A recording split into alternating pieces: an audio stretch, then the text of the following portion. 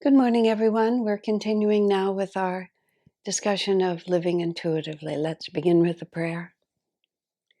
Heavenly Father, Divine Mother, friend, beloved God, Jesus Christ, Babaji Krishna, Lahiri Mahashaya, Swami Sri Yukteswar, beloved Master Paramhansa Yogananda, saints of all religions, dearest friend Swami Kriyananda, humbly we bow to you all.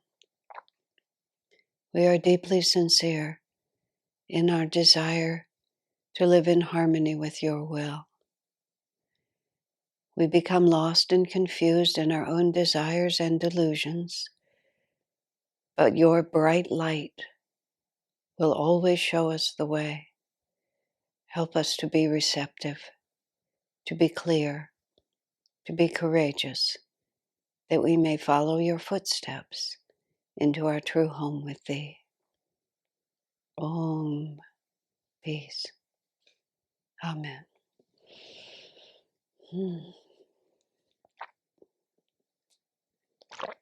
So yesterday I was talking about act on what you know, and I ended up with a rather long story all about my moving to Ananda and the different forces that were at play there.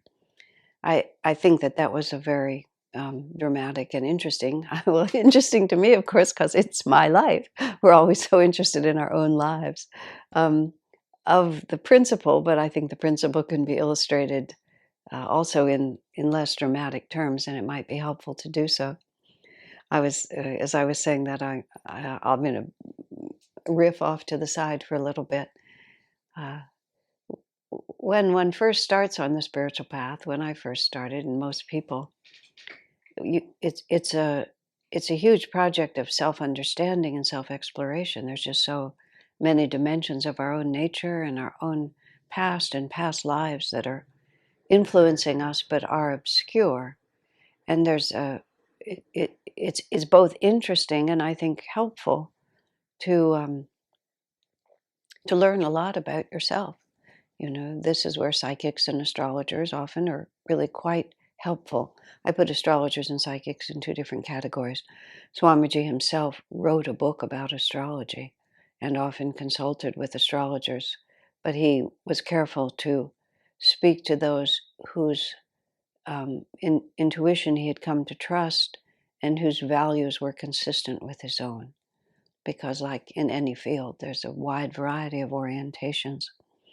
The same I would say would be for those with psychic ability. Merely because someone has some outside the rational level ability to perceive, it's important to know who you're talking to and to use your own intuition in such things. The point of all of that, though, was not really that, except that I threw it out there so I had to explain it, was it's just like at certain times, the specific reality of what's influencing us is very important, because otherwise we can't get our minds around it. At least that's what I've found. I just can't get my mind around what my reactions are about. And if I can either intuit, or sometimes friends could help me, create a story. And whether that story was actually literally true or apocryphal, oftentimes having a story really helps me understand myself better and helps me understand the dynamics of what I'm going through. The difference between what I'm saying between psychics and astrologers, if the horoscope is read well, then we're looking at planetary influences. The astrological pattern that you see in the sky, if it can be read correctly, is actually a reflection of the pattern in the chakras. So you can actually discern what the play of energy is in your chakras, which is an exact pattern of your past karma that brought you right to this moment. And sometimes explaining it in terms of planetary influences, again, just it makes it comprehensible. Suddenly you see different aspects of your nature working together or working in opposition, which can give you clues. I remember quite recently an astrologer friend described a combination that I've been struggling with my whole life. No one had ever articulated it for me, between projected anxiety and then the too much commitment to what is really only a projection. And he said very sweetly, I loved it. He said, "This is not a good combination. And if you don't learn to work with it better, you're going to be born with it again." And that was a tremendous incentive. And it articulated something that I had never been able to grasp quite so clearly.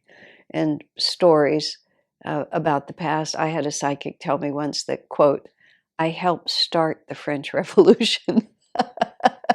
I don't actually know if that's true or not, but what it told me is that I have used the persuasive gift I have to bring people to lesser ideals. And I have a karmic obligation now to correct that wrong by bringing people to the truest ideals. Swamiji himself said that a lot of his necessity to explain the teachings so much was because he himself had been, quote, eaten up with doubts in the past. And it was like a karmic imbalance that he had to now correct within himself, and almost, you might say, universally. He had projected doubts. Perhaps he persuaded people to doubt, and to wrong attitudes. Now he had to fix it. So all of those things can be helpful. I had, the whole thing about the French Revolution. Very recently, I have another point that I'm getting to here. I had just put that out of my mind. It could be true. It's apocryphal, if not true, because I have a revolutionary zeal. And I went once I say they, my own friends, right after we bought our church in 1994, they sent me to the city of Palo Alto to talk about what signage would be allowed. And I was put into the hands of a tiny twerp. And I know that's not a nice thing to say. I was put in the hands of a tiny twerp who tried to persuade me that they had more power over me than we had over ourselves. You can see my attitude. This was a few decades ago, but still, I was so angry at having this twerp of a bureaucrat dictate my life to me. I really had to get out of the office. I was enraged. It was really wild. I can be hot-headed, but this was of another order of magnitude. Like, I wanted to burn down the building. So I thought to myself, oh, yeah, I get this. I remember this. And of course, then I went back to my friends and I said, what could you possibly have been thinking to send me to talk to bureaucrats at the city of Palo Alto? And of course, no one ever, ever, ever made that mistake again. It was complete madness. There were, 10 people in our Sangha who could, win them rather than execute them, which is what my guillotine them was. I'm just chatting. You'll have to just put up with it. And then somewhere, not too long ago, I read about this woman who had actually been at the beginning, this was a historical figure in France at the time of the revolution, who had supported the revolution at the beginning, but then realized that she was terribly wrong, and then spent the rest of the time trying to correct her error. Now, I'm not at all saying that I was that woman, but I thought, oh yeah, I could see that. Just in a moment of anger, of white hot frustration with some twerp of an aristocrat or whatever it was. I'm not sure. I think she might have ended up being executed. It doesn't really matter. But you see all these patterns, and it could be who you are. Now, the whole point I was trying to make here was, at a certain point, however, even though I've just given you recent examples, at a certain point, however, all karma becomes generic. That's how I think about it, which is something disturbs my peace, and it causes my judgment to become warped in favor of whatever emotions are running wild, and it becomes what I have sometimes thought of as a game of King of the Mountain, which I only played a few times as a child, but where somebody is holding a certain spot, sometimes at the top of a hill, and the game is just to try to drag that person off the top of the mountain so you can have the top of the mountain, and that's really all there is to the game. And that's all there is to the game, which is I'm trying to hold my peace, and my karmic inclinations, my samskars, and my karma is trying to drag me off of my peace.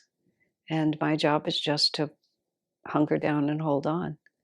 And it really doesn't matter. It doesn't matter what uniforms they're wearing. It doesn't matter what arguments they're using. It's just generic. It's that something is trying to persuade you to move away from the center of light. Don't do it, because it really doesn't serve you to do it. Now, I guess this actually does relate a little bit to what I'm talking about today, which is, the idea and the way that we're now talking about intuition is to be steadfast in your commitment to your ideals. And the more clear you are about what your values are and what your ideals are, the more powerfully you can live according to that vibration, which brings you into the center of calm feeling, which puts you where you want to be. Now, what I started yesterday and I'd like to finish today is that, and this is also the theme since I've been reorienting this, that living intuitively is not as dramatic or as unusual as people sometimes make it. And yes, those sorts of things do happen, where there's the voice in the night.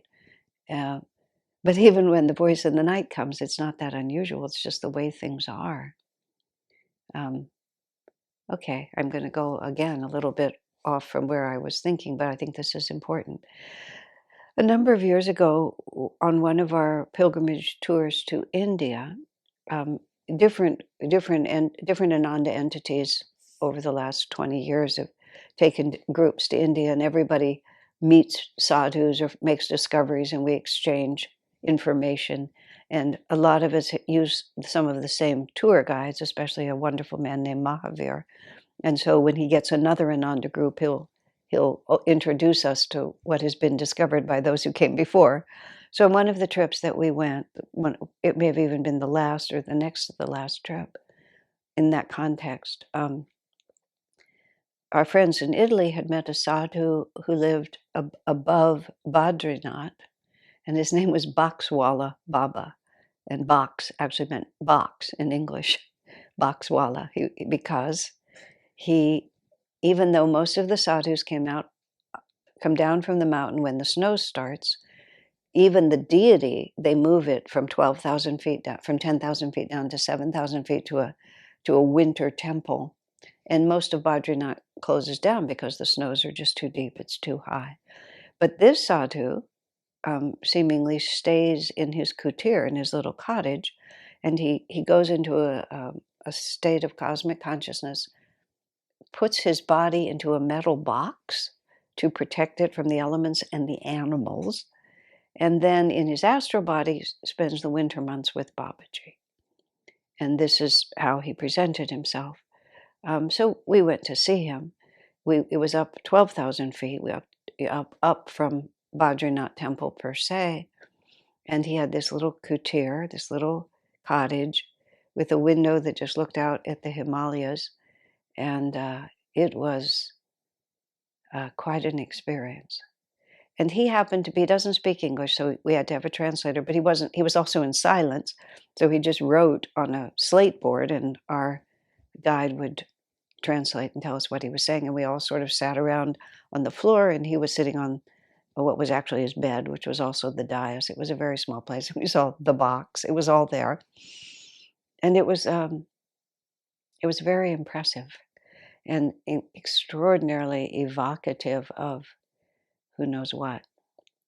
So I was just transported by the whole experience. Then afterwards, Swami was living in Delhi at the time, and we came down from the mountain and we went to Delhi and we were staying with Swami. And he asked me, what did I think? What was my impression of Boxwala Baba?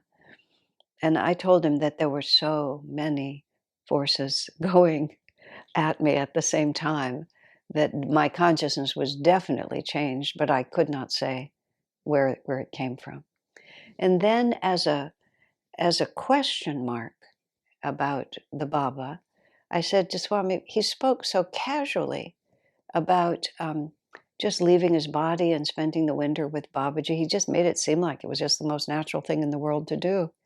And to my mind, that was like, that diminished his credibility.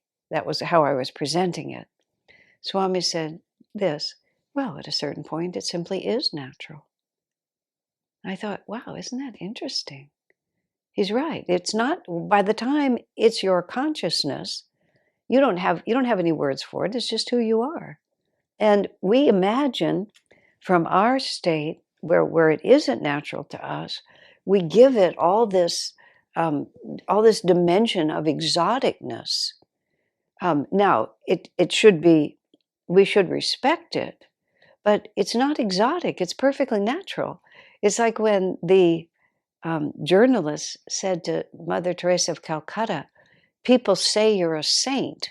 What do you think of that? And I don't know what they expected her to say back. Something like, oh, no, not me, absolutely not, or whatever they wanted.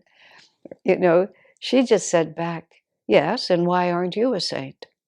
That was her response. Like, what do you think you were born for? And that was just because it was natural to her. I mean, whether she was or wasn't a saint, but the things that she was doing that caused them to deem her a saint, she just thought they were perfectly natural. And I had to finish this. I was either that same trip or somewhat later. I was sitting there talking to a group of devotees in Bangalore. I was having a small satsang in Bangalore. It was the first time I'd visited there. I was meeting most of these people for the first time.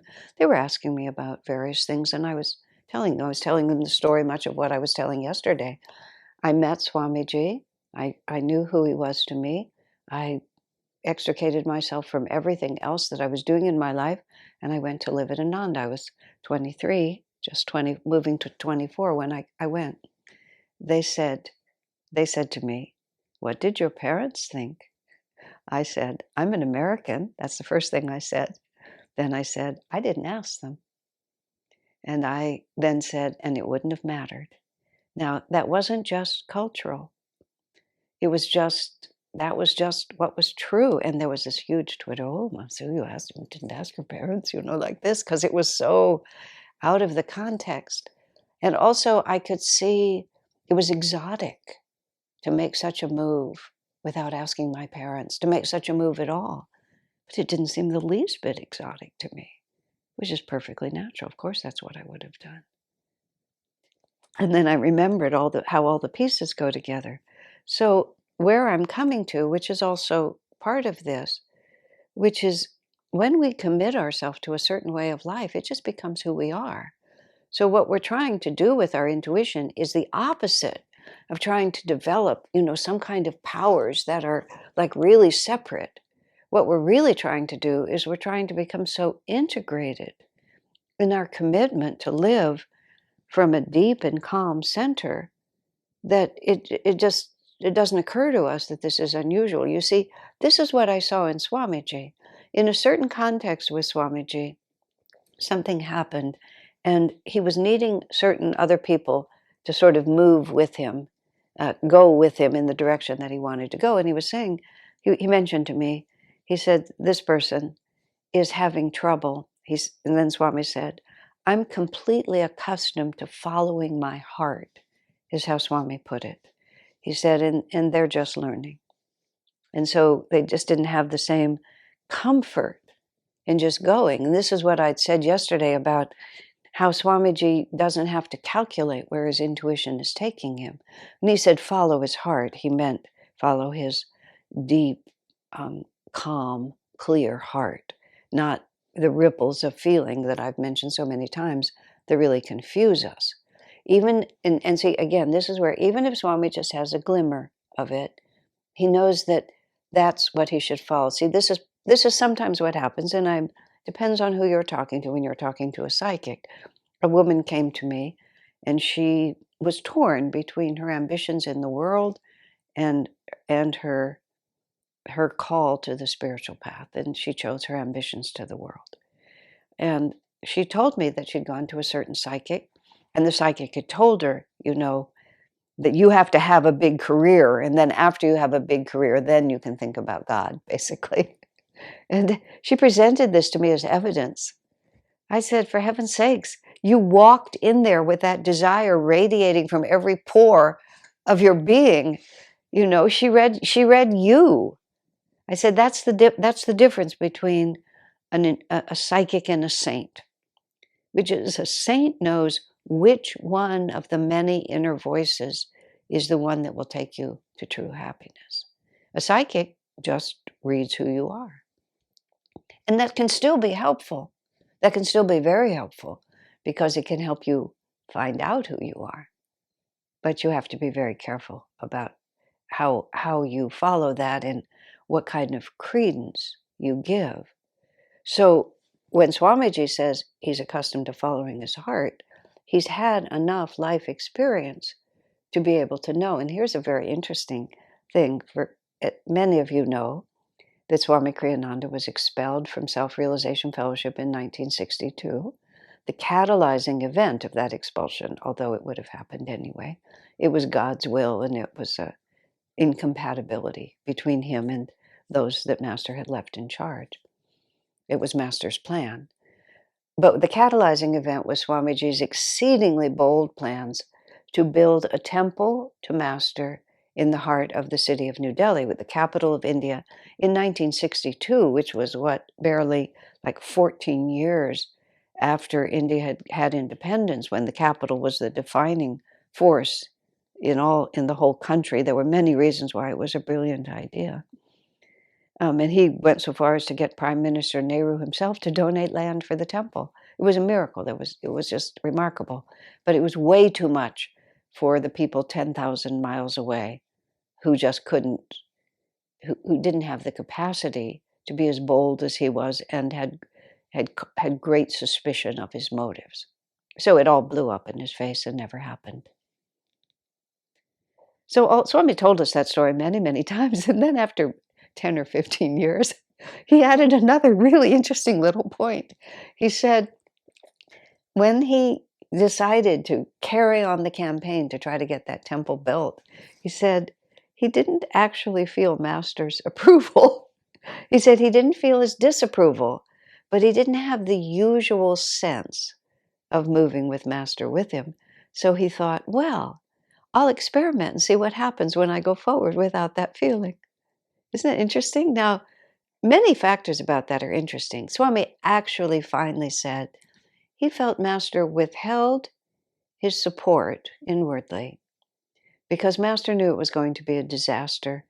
And Swami said, I think Master didn't want me to feel that he'd led me into it. And so that was another, nuance that Swami added later. But what I thought was, my gosh, what courage. Which is, well, I need to understand, so I'm just going to experiment and see, and I'll find out. He said, I couldn't think of anything else to do. My reason, I didn't want to do nothing, and I couldn't think of anything else to do. So I tried this and succeeded. And, I think there's too many divine mysteries. I'm not going to draw a clean, bright line around it. It's only relevant for this. Swami was willing to experiment and willing to be wrong, perfectly willing to be wrong. And so when I'm talking about act on what you have, you can't just wait for it all to be clear, because it will never come clear. And you have to express a little bit of courage, and you have to have the experiences. You have to have the experiences of what it feels like when the flow works out correctly, what it feels like when it goes wrong, what the nuances are, what goes wrong. There was a project at Ananda back, I don't know, it was been in the 70s. And different ones of us were taking turns being responsible for a certain fundraising effort. We were collectively fundraising. And I was put in charge, and I just wanted to do better than anyone else. I mean, I'm trying to find a way not to embarrass myself, but I can't. There is no way not to embarrass myself. I got personally involved. They did well, and I was going to do better. And I bombed. I absolutely bombed. And that was the wonderful time. And, by the time I was bombing, I was out of it. It wasn't my constant need to do that, but it was sufficiently often that it interrupted. And afterwards, when it hadn't worked out, Swami just said to me, "Oh, Asha," he said it sort of like this, "Oh, Asha, whenever your ego gets involved, you make terrible decisions." And but I hadn't like boldly gone forward like Swami did to experiment. I'd had an impulse, I tried it, but it didn't work. And as a result, I was able to reverse engineer it, so to speak, and observe my attitudes and remember the vibrations so that the next time and the next time I was standing on that same fine line between some inspiration and some ego, I would remember what it felt like. But how could we ever know what it feels like unless we actually experience it? So, on one hand, as I've spoken of, is the law of prosperity. If you don't make use of what you have, why would the universe give you more? If you dissipate what you have, why would the universe give you more? But we also, this is like, well, Swami put it elsewhere in another book I'm working from. He said intuition is a muscle, and in order to strengthen it, it has to be exercised. So when we feel a little bit of intuitive guidance, or just even just a little bit of feeling in our heart that this is a way to go, then we need to just put ourselves out into it, see how it works. And one of the instructions, one of the 22 points that Swami has in there is, don't then go and immediately throw yourself off a cliff.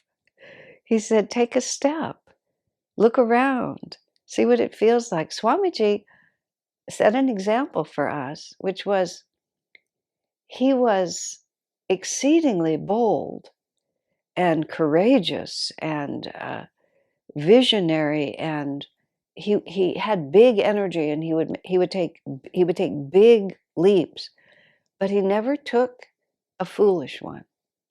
And he never put all his eggs in one basket.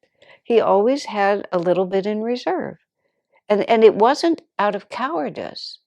It was out of common sense. And it was also out of respect, and this is something I talked about earlier, out of respect for the possibility that he was wrong. So he didn't just say, oh, this is what I'm supposed to do. I'm going to burn all my bridges and try it. He would take a couple of steps forward, look around, sort of see how it was going, check in with his intuition, see how it felt.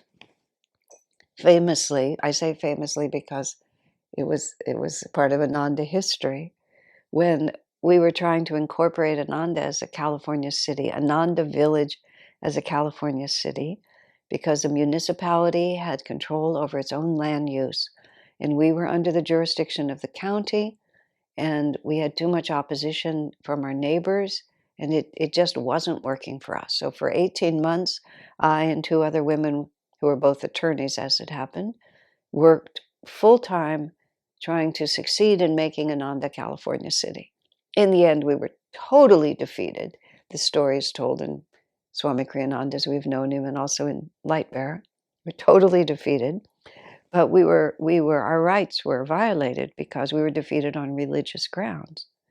And the state attorney and the county attorney had told the decision-making board that they could not take our religion into account. It was a violation of our rights. And the entire public hearing was about our religious practices. So we felt that we'd been robbed. We were going to go to court. We were going to stand up for our rights like this. And then 2 days later, Swami just dropped the whole project. The details of it I don't have time to share, but it was marvelous. He did it in front of a television camera, and that was the first I heard about it. And so I had to turn on a dime and suddenly support Swami in front of the television cameras. And they were from Sacramento. They interview a lot of politicians. They didn't notice that 5 minutes earlier I had a totally different story. I just flipped my story. Finally, then I go back to Swami like, sir. And he sort of smiled. He said, there was no way to reach you. There were no telephones, like this. And he said, I was meditating and I asked Master what we should do. And Master said, you've done enough. Don't go any farther. I said, I was the one in charge of this project. Why didn't Master tell me? Swami said, did you ask? I said, no, I just presumed. He favored it yesterday. Why would I ask him this morning? And then that was, Swami didn't have to say anything else. That was the whole story. Oh, I just presumed. I took my intuition and I made dogma out of it instead of keeping it receptive and open. And it wasn't just a question of every 5 minutes I have to ask Master if, you wanted me to eat this bite of oatmeal. Should I eat the next one? It's not like you have to be like that. The asking Master Swami was talking about was an attitude. It was an attitude. Because actually, the truth is, Swami didn't say, Master, what shall we do? Swami was just receptive, and he heard Master's voice. But if you don't act, then you'll have nothing to ask, and then we'll never grow. So, my friends, that's my suggestions for today. God bless you.